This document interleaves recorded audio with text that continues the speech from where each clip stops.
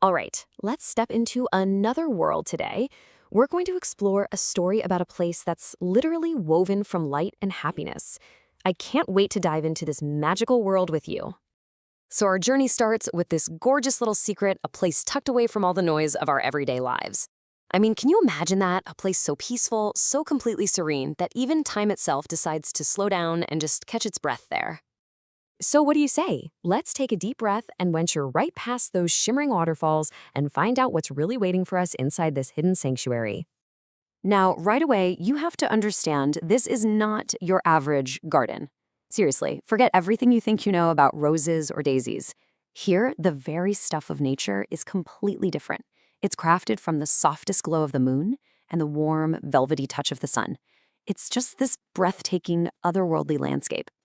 And the flowers, wow, they aren't just alive. They're more like living libraries filled with joy.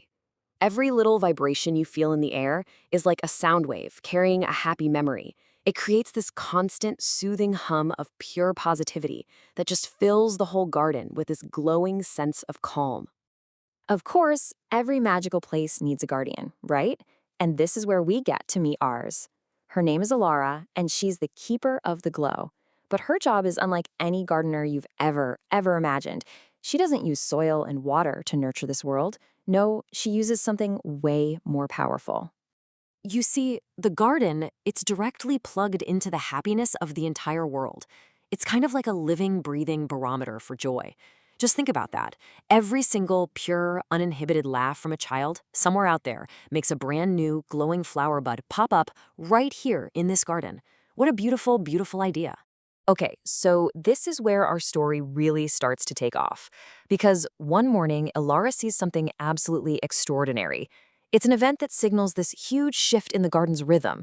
A moment of incredible beauty and power is just about to begin. And we're not talking about just any flower blooming. No, no. This is a once-in-a-century spectacle, which, makes everything that's about to happen so much more significant, both for Elara and for the garden itself. Just try to picture this incredible sight. Instead of just falling to the ground, these little seeds of pure light begin this slow, graceful journey up. They're not just seeds, they're like tiny glowing guides, basically inviting Elara to follow them on a magical tour through her very own home. So as Elara follows these little lights, she starts to rediscover all the hidden wonders of the garden, and each one seems even more enchanting than the last. We're about to see just how deep the magic of this place really goes.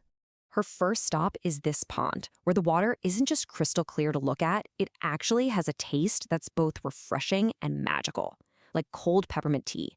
It's a full-on sensory experience. And then she comes across these creatures. The laughter birds are just incredible. Their feathers are this living rainbow of shifting, iridescent colors, and their song, well, it's not just a sound you hear, it's a feeling. It's like the sound of a warm hug. And the magic here, it's totally interactive. The plants themselves actually respond to her touch, not with silence, but with music. It turns the garden from a place you just look at into a world you can actually connect with, one that answers you with these gentle, happy sounds. So all of these little individual wonders, they're all leading up to something much, much bigger. The entire garden is getting ready for this grand event, a celebration they call the Day of the Great Echo. The first signs start way up in the sky. The heavens themselves are being painted in these soft, dreamlike pastel colors. It's like a giant, beautiful announcement that the most magical part of the day is about to start. And then this magical kind of precipitation starts. But it's not rain, it's shimmer dust. You can feel it on your skin, this gentle, delightful sensation, almost like a tickle of feathers. It's this magical dust that makes everything it touches seem even more vibrant. And at the very heart of it all is this magnificent transformation. The oldest tree in the entire garden doesn't just lose its leaves, it releases them as a swarm of living golden light, putting Elara right in the middle of this absolutely breathtaking show. So, surrounded by all of this overwhelming beauty and pure joy, Elara reaches this moment of perfect crystal clarity and peace.